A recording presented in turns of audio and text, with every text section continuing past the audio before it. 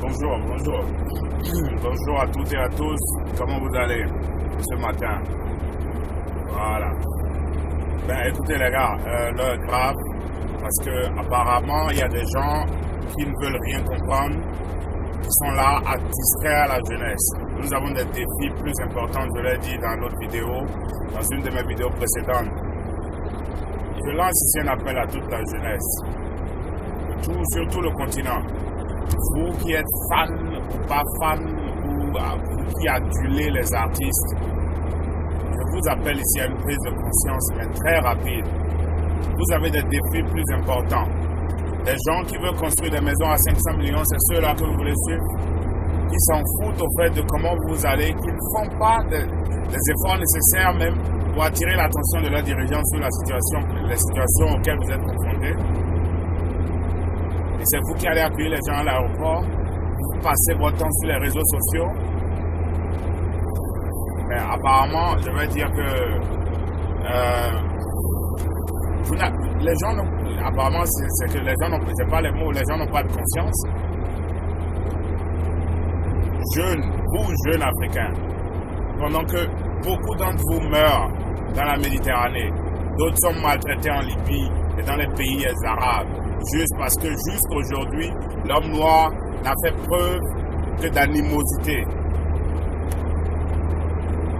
Il n'a fait preuve que de division. Il a toujours cherché qu'à montrer que ouais, il peut avancer seul. Que les autres ne sont rien. Que seul il va avancer. Et même s'il faut piétiner tout le monde, il est prêt à le faire. Votre fanatisme, c'est justement votre problème, votre fanatisme. Ça se voit derrière les artistes. Vous voyez? C'est de la même manière que vous suivez aussi les politiciens. Et je l'ai dit dans une de mes vidéos précédentes, le fanatisme. Vous voyez? Vous êtes là à faire des vidéos sur Facebook, à parler, défendre tel artiste, ne pas défendre, alors qu'on a des problèmes très sérieux à régler. La jeunesse n'a pas d'éducation. La santé n'est pas assurée. Les jeunes n'ont pas de boulot. Mais ils préfèrent aller payer, je ne sais pas comment ils appellent ça, des unités, des mégabits move, pour aller écouter des sottises, des bêtises que des gens racontent, parce qu'ils n'ont rien à faire, parce qu'un jour la chance leur a souri, et qu'ils ont trouvé peut-être une petite notoriété. Je ne sais même pas si ça c'est de la notoriété. Et c'est sur ça que vous vous basez tout le temps. Et vous ne voulez pas vous concentrer sur les vrais problèmes. Sortez du fanatisme. Parce que c'est ce dont vous avez fait preuve. Vous faites toujours preuve avec les politiciens. Et ils utilisent aussi ça contre vous.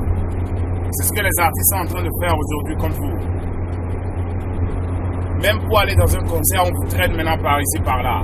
Même pour aller vous divertir, c'est un problème actuellement. Vous ne pouvez plus vous divertir. Ouais, parce que vous êtes trop fans. Vous êtes des fans. Vous n'êtes pas fan de la santé. Vous n'êtes pas fan d'une bonne éducation.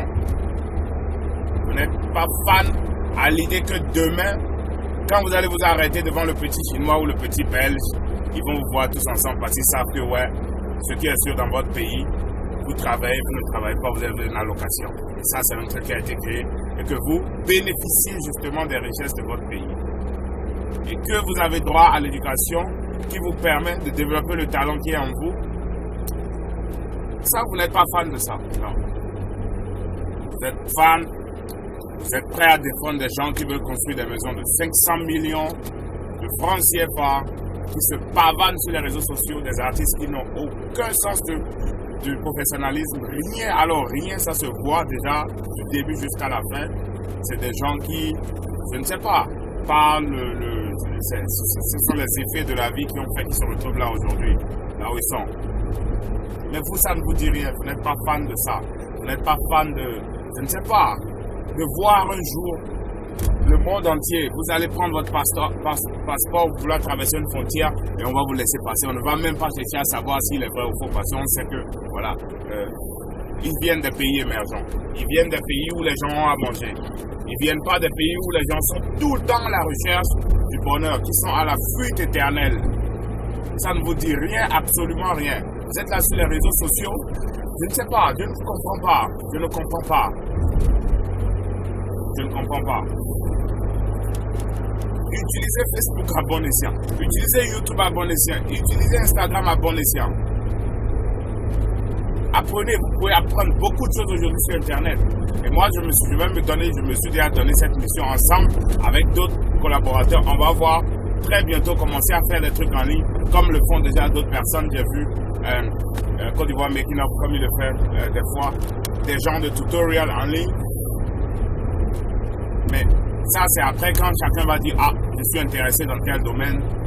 Moi, je vais dire, moi, je suis spécialisé dans tel domaine, donc je peux mettre ça à disposition.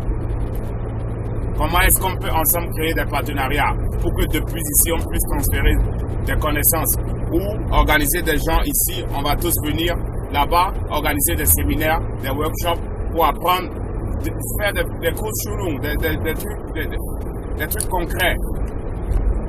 C'est possible, oui, c'est possible, on peut le faire. Mais c'est quand vous-même vous allez vous décider à vouloir le faire. C'est ça, d'accord.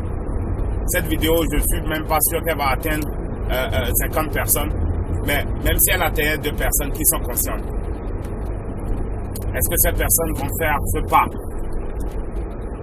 Partager, donner à leurs frères cette opportunité. Mais si c'est les fesses bizarres de je ne sais qui, ouais, là la jeunesse est au top. Si c'est pour aller accueillir, je ne sais même pas qui, à l'aéroport, vous êtes d'accord? Idem pour les hommes politiques. Allez accueillir les hommes politiques à l'aéroport. Ouais. Qui a déjà accueilli Merkel ou Hollande? Je ne sais pas. Mais attendez. Vraiment, c'est pas possible. C'est-à-dire, ça veut dire vraiment à quel point vous êtes désœuvré. Vous n'avez rien à faire. Et ça ne vous donne pas de soucis. Ça ne vous dit rien du tout. Vous êtes là à courir derrière des gens. Je ne sais pas qu'est-ce qu'ils ont ceux-là. Vouloir construire une maison à 500 millions de francs CFA. Glander ça sur tous les toits. Insulter d'autres racistes, semer, je vais dire, la haine partout, la division. C'est l'exemple que vous êtes en train de prendre ça. Vous dites, ouais, je suis fan. Je lis des fois des commentaires. Les gens répondent, ouais, je suis fan. Il n'y a pas l'homme, il y a des trucs comme ça. Ça fait pitié. Je suis désolé, mais ça fait vraiment pitié de voir ça. Je me rejoins aussi à tous mes autres collègues et à tous mes frères qui sont conscients. Je vais dire surtout ceux qui sont conscients, ceux qui sont de la génération consciente et qui ont envie qu'ensemble on puisse créer quelque chose. Je suis ouvert à tout le monde. Je me joins d'abord ici à tous ceux qui ont déjà tenu des propos qui partent dans la même lancée, dans la même direction. Et je vous demande aussi dans vos propos, je ne sais pas s'il faut appeler les jeunes à boycotter ces genres d'artistes, ces genres de personnes au fait, qui au fait ne sont que des gens qui sont là pour les nuire au fait. Parce que vous êtes là à distraire. Regardez ce que vous avez fait. Nous avons les faits de la Libye qui se sont passés. D'accord?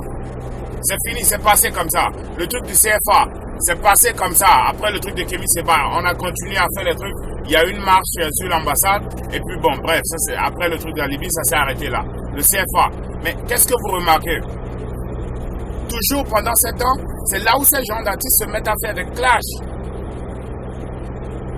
C'est là où ces gens d'artistes se mettent là devant leur caméra à raconter du n'importe quoi. C'est-à-dire, genre, je ne sais pas s'ils sont payés au fait pour distraire à chaque fois qu'il y a quelque chose, l'opinion publique et la jeunesse surtout.